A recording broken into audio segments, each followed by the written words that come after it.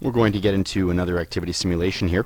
Once again, still focusing on science. We're going to look at some ecosystems simulations. It's often difficult for students and teachers to bring in live animals into a school and to try and conduct experiments where these animals may have success in terms of survival and may not. Activity simulations such as this one allow us to do that. What we can do is we can take 3 different species of fish and put these guys in there.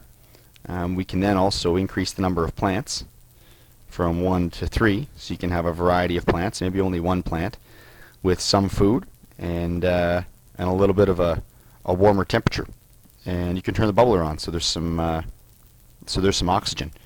We can then click the start button and run the simulation to see what happens to our fish. And as we can start to see that 2 of our fish don't really like the environment that we've created. Our third fish, little yellow goldfish here, seems to be really struggling in terms of his activity level.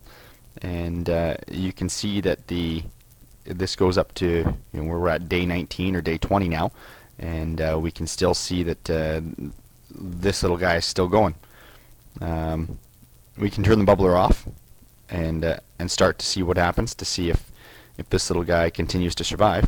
And once again, this activity simulation tells me that by day 30 all my fish survived, but we can see 2 have passed, so that may not necessarily be the most realistic example of an activity simulation for students, but I think that you could definitely get the point across by varying the amount of food, plants, and temperature that happen with our fish, without actually using real live animals, to give students an idea of an optimal environment for certain fish.